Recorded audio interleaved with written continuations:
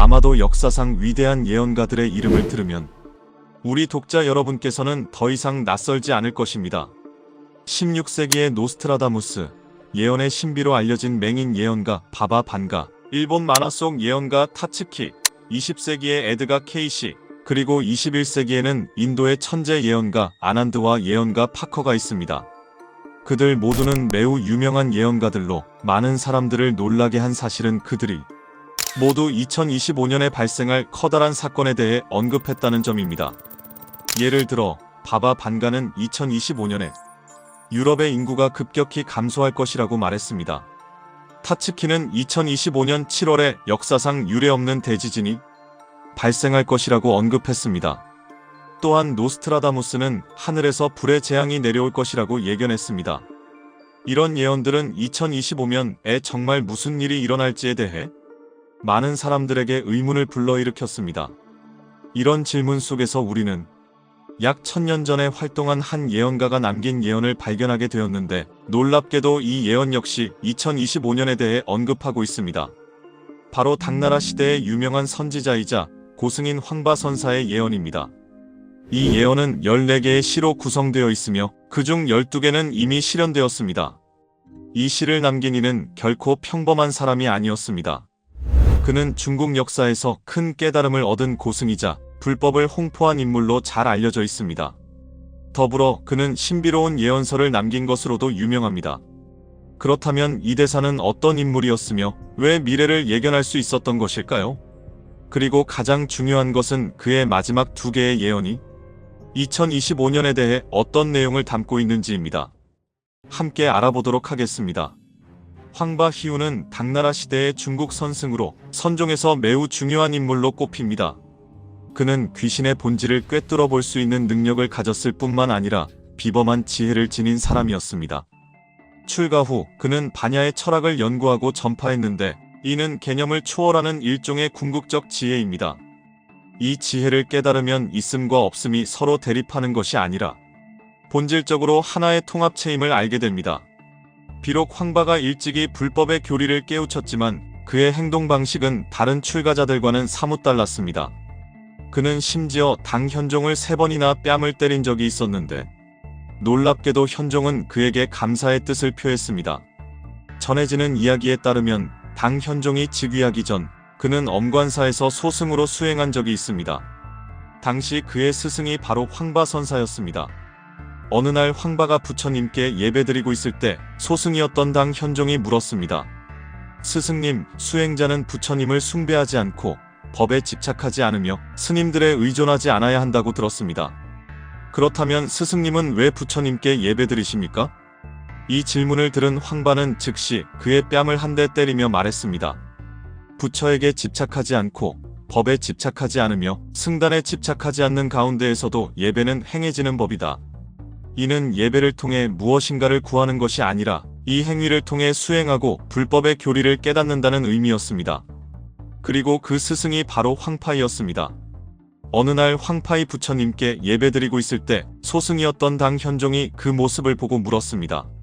스승님, 수행자는 부처를 숭배하지 말고 법에 집착하지 말며 승려들에게 의존하지 말아야 한다고 들었습니다. 그런데 스승님은 왜 부처님께 예배를 드리십니까? 이 질문을 들은 황파은 즉시 그의 뺨을 한 대 때리며 말했습니다. 부처에게 집착하지 않고 법에 집착하지 않으며 승려들에게 의존하지 않는다고 해서 예배를 드리지 말라는 법은 없다. 그의 말뜻은 예배는 무언가를 구하기 위한 것이 아니라 그 행위를 통해 스스로 성찰하고 수행하며 불법의 교리를 깨닫기 위한 것이라는 의미였습니다. 그러나 소승은 뺨을 맞고 나서 화를 내며 말했습니다. 스승님, 수행자로서 어찌 그리 무례하실 수 있습니까? 그러자 황파은 즉시 그의 뺨을 또 한 대 때렸습니다. 그 이유는 황파이 보기에는 사찰은 엄숙하고 고요한 장소인데 당 현종이 예배의 필요성을 논하며 경솔하고 무례하게 행동한다고 여겼기 때문이었습니다. 그리하여 당 현종에게 자비의 진정한 의미를 깨우치게 하기 위해 황파은 그를 3번째로 때렸습니다. 결국 당 현종은 자비의 본질과 불법의 진리를 이해하게 되었습니다. 그리고 그가 즉위한 후 황파에게 새로운 법포인 출행선사를 내렸습니다. 이 법포는 거칠고 무례한 승려라는 의미를 담고 있었지만 황파에 대한 당현종의 존경심은 여전히 깊었습니다. 나아가 당현종은 황파의 가르침을 기록하도록 한 신하에게 명령하여 이를 14편의 시로 정리하게 했습니다. 놀라운 것은 이 시들이 쓰여진 지 약 800년 후 그 시들이 언급한 사건들이 차례로 실현되었다는 사실입니다. 이제 역사의 흐름을 되짚어보며 명나라 시대로 돌아가 보겠습니다. 명나라 말기 한 황제가 있었습니다. 그는 바로 숭정제, 본명은 주유검으로 1628년에 즉위했습니다. 명나라는 당시에도 여전히 중국의 주권을 유지하고 있었지만 숭정제의 조부인 만력제가 오랜 세월 방탕하게 나라를 다스리지 않고 정치를 등한시하면서 관료체제의 부패와 권신 위충현의 전횡으로 인해 명나라는 심각하게 쇠퇴하고 있었습니다. 그러나 숭정제는 즉위 후 명나라를 회복하기 위해 최선을 다했습니다. 그는 위충현을 처형하고 충신 원숭환과 같은 인재를 중용했으며 원숭환에게 상방보검을 하사하여 신하들의 부패를 탄핵하고 즉시 처벌할 수 있는 권한을 부여했습니다. 이러한 숭정제의 노력 덕분에 명나라는 잠시 회복기를 맞이하게 되었습니다. 그러나 하늘의 뜻은 정해져 있었습니다. 숭정제가 즉위하던 무렵 중국 북부는 오랜 가뭄에 시달리고 있었습니다. 백성들은 식량 부족으로 나무 껍질을 먹고 심지어 흙을 먹으며 생존해야만 했습니다. 1641년 한 운송관리가 린칭 지역을 방문하며 기록한 내용에 따르면 인구의 30%가 굶주려 죽었고 또 다른 30%는 질병으로 죽었으며 나머지는 도적이 되었다고 전했습니다. 굶주림에 지친 백성들은 차라리 도적이 되기를 선택했고 살아남은 자들은 이자성의 반란에 동참하기 시작했습니다. 백성들은 굶어 죽느니 도적이 되는 길을 택하였고 살아남은 이들은 명나라를 대항하여 반란을 일으킨 지도자 이자성을 따르기 시작했습니다. 명나라는 내부의 혼란뿐 아니라 북방 국경에서 지속적으로 영토를 침공하던 청나라 군대와도 싸워야 했습니다. 이 군대는 홍타이지의 지휘 아래 있었습니다. 이러한 내우외환 속에서 명나라는 더 이상 버티지 못하고 쇠퇴의 길을 걸었으며 결국 1644년 이자성의 군대가 수도 북경을 점령하게 되었습니다. 그 운명적인 날 숭정제는 신하들을 소집하여 대책을 논의하려 했습니다. 그러나 도망칠 수 있는 자들은 이미 도망갔고 남은 자들은 모두 항복한 상태였습니다. 결국 숭정제의 회의에 참석한 신하는 아무도 없었습니다. 더 이상 희망이 없음을 깨달은 그는 유명한 유서를 남기게 됩니다. 짐이 즉위한 지 17년이 되었으나 검소하고 공손하게 살았음에도 반역자들에게 북경을 빼앗기고 말았다. 짐은 이제 선조들을 지하에서 만날 면목이 없다. 짐의 시신이 반란군에게 조각나더라도 백성들에게 해를 끼치는 것을 막을 수 있다면 그것이 더 낫다. 유서를 쓴 뒤 숭정제는 내시 왕승은을 데리고 경산의 고목 아래로 가서 스스로 목숨을 끊었습니다. 놀랍게도 숭정제의 이러한 최후는 황파선사의 예언시에 이미 기록되어 있었습니다. 황파의 첫 번째 예언시 서두에는 다음과 같은 구절이 있습니다. 1월 락시강의 패, 성원상 우판흥망, 파러온 향전검진, 이구단성 금곡장. 첫 구절 1월 락시강의 패는 명나라의 몰락을 예견한 구절입니다. 왜냐하면 일과 월이 합쳐져 명자를 이루기 때문입니다. 명나라가 멸망한 이후 중국은 한동안 폐쇄적인 외교 정책을 펴게 됩니다. 이 시는 단순히 명나라의 쇠퇴를 암시한 것이 아니라 명나라가 멸망한 정확한 시점인 1644년을 예언하고 있습니다. 1644년은 천간과 지지로 볼 때 갑신년이었습니다. 갑은 목에 속하며 색으로는 푸른색 청을 뜻합니다. 시는 원숭이를 나타내므로 청원은 1644년을 상징합니다. 세 번째 구절 파러온 향전검진은 명나라 황실의 성씨인 주를 암시하고 있습니다. 팔과 어를 합치면 주가 되기 때문입니다. 숭정제가 사망한 후 명나라의 마지막 황족인 주유랑은 운남에서 오삼계에 의해 살해당했습니다. 여기서 저는 운남을 가리키며 이 구절은 명나라가 운남에서 끝나고 청나라 시대가 열릴 것임을 예고한 것입니다. 이로써 청나라는 새로운 시대를 열며 첫 황제인 순치제가 즉위하게 되었습니다. 청나라는 첫 황제인 순치제와 함께 새로운 시대를 열게 되었습니다. 기록에 따르면 순치제는 18년간의 통치 후 천연두로 인해 붕어했다고 전해집니다. 그러나 일각에서는 순치제가 실제로는 붕어하지 않고 출가하여 수행에 들어갔다는 소문이 전해집니다. 황파선사의 예언시는 이를 암시하며 이렇게 기록되어 있습니다. 이구단성 금곡장.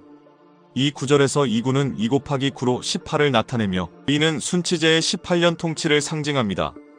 단성은 수행과 도를 이루는 것을 의미하며 이 구절은 한 황제가 권력과 부귀영화를 버리고 출가의 길을 걷게 될 것임을 암시하고 있습니다.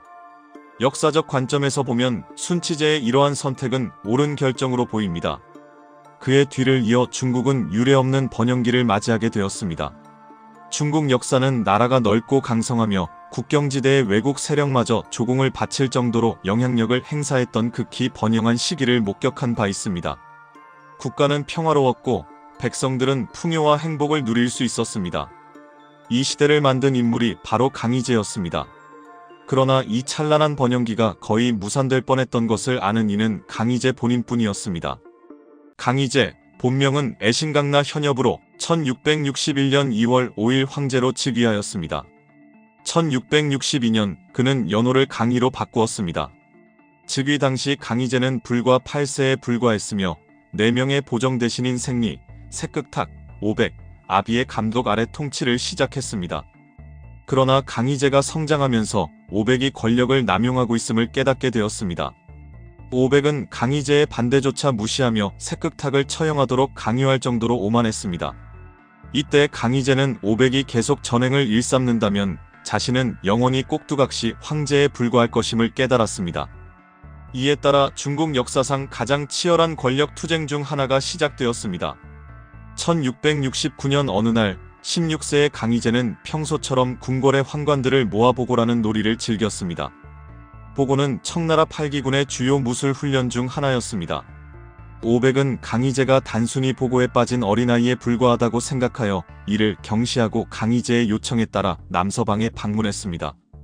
그러나 그는 강희제가 자신을 함정에 빠뜨릴 줄은 전혀 예상하지 못했습니다. 강희제는 먼저 시종에게 뜨거운 물을 차잔에 부은 뒤 가득 채워 오백에게 내주도록 명했습니다. 오백이 차잔을 받는 순간 차잔이 갑자기 땅에 떨어지고 말았습니다. 이를 본 강희제는 즉각 오백은 정말 무례하다 라고 소리쳤습니다. 왜냐하면 과거 황제가 하사한 물건, 설령 그것이 차잔 하나에 불과하더라도 매우 귀중한 것으로 여겨졌기 때문입니다. 만약 누군가 황제가 하사한 물건을 떨어뜨리거나 훼손한다면 이는 황제에 대한 모욕으로 간주되며 중벌을 받게 되었습니다. 강희제가 명령을 내리자 밖에서 보고 놀이를 하던 환관들이 곧바로 서재로 달려와 오백을 땅에 제압했습니다. 그렇게 전장에서 명성을 떨치던 오백 장군은 자신이 아이라고 여겼던 황제에게 결국 패배하고 말았습니다. 이 사건 이후 강희제는 더 이상 어린아이가 아님을 증명하였습니다. 오백을 실각시킨 후 강희제는 비로소 직접 나라를 다스리기 시작했습니다. 그는 토지 점령 정책을 종결시키고 농민들에게 농사를 독려하기 위해 세금 면제 기간을 연장하였습니다. 강희제는 단순히 농업개혁에 그치지 않고 직접 민생을 조사하며 부패한 관료들을 방지하기 위해 힘썼습니다. 그의 이러한 순회는 백성들의 생활을 이해하게 했고 강희제가 국가개혁에 대한 결의를 더욱 다지게 하는 데 기여했습니다. 강희제의 끊임없는 노력 덕분에 청나라는 마침내 국가 통일을 이루었고 강희, 옹정, 걸륭 시대에 걸쳐 100년 이상 지속된 번영의 기틀을 마련하였습니다. 놀랍게도 이 모든 사건은 황화선사의 두 번째 예언시에 이미 기록되어 있었습니다. 한문음독, 흑호당두운제강, 사방감정정수상, 당우이후무사성, 오호환겸융 6장. 첫 번째 구절 흑호당두운제강은 1662년 강희제가 즉위한 해를 암시합니다. 여기서 강은 강희제를 의미하며 흑호는 1662년 이민년을 가리킵니다. 임은 수에 해당하며 수는 검은색을 상징합니다. 또한 이는 호랑이를 뜻하므로 흑호는 1662년 이민년을 나타냅니다. 두 번째 구절 사방감정정수상은 강희제가 권력을 잡은 후 천하를 안정시키고 당유와 우순시대 이후 보기 드문 태평성세를 가져올 것임을 예고합니다. 마지막 구절 오호환겸융 6장은 강희제의 통치 기간을 예견한 것입니다. 5호는 5 곱하기 5로 25년을, 66은 6 곱하기 6으로 36년을 나타냅니다. 이 둘을 합치면 61년이 되며 이는 강희제의 재위 기간으로 중국 역사상 가장 긴 통치 기간 중 하나입니다. 이러한 예언들은 왜 황파선사의 시가 중국의 7대 위대한 예언 중 하나로 꼽히는지를 설명해 줍니다. 황파선사는 강희제 이후의 황제들까지도 정확히 예견하였습니다. 세 번째 예언시에는 다음과 같은 구절이 있습니다. 이는 옹정제를 암시합니다. 옹정제는 엄격한 법 집행으로 유명한 황제로 1735년에 붕어하였습니다. 또 다른 구절인 백호개봉세일주는 백호, 즉 1722년 이민년을 가리키며 이는 강희제가 붕어한 해입니다.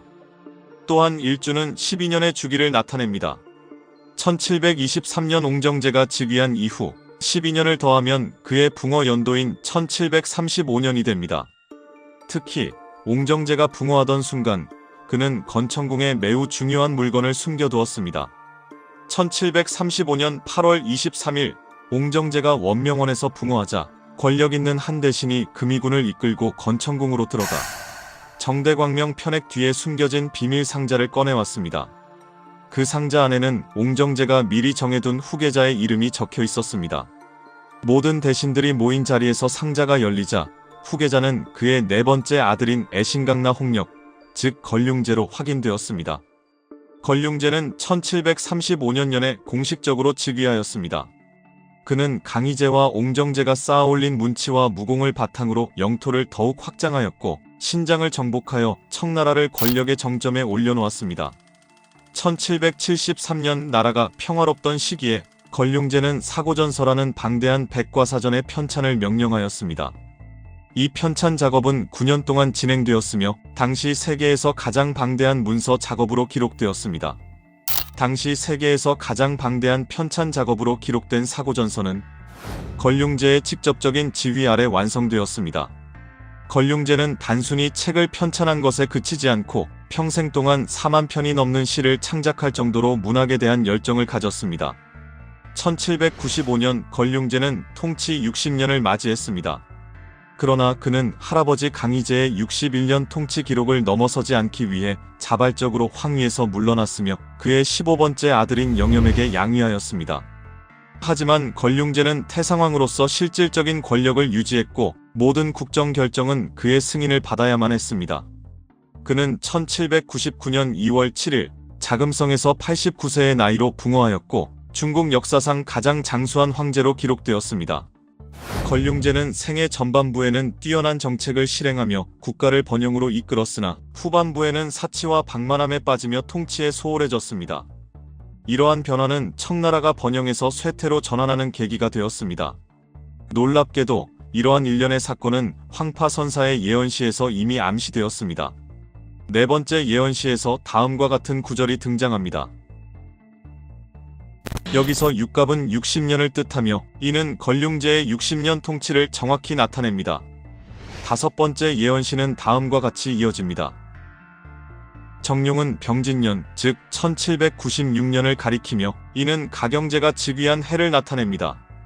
가경제는 통치 기간 동안 백년교의 반란과 같은 혼란에 직면했습니다. 그는 25년간 재위하다가 병으로 인해 진년에 붕어하였습니다. 이는 예언시의 다음 구절과도 정확히 일치합니다. 이 구절은 용과 뱀을 통해 가경제의 통치 시기와 그의 붕어를 상징적으로 표현하고 있습니다.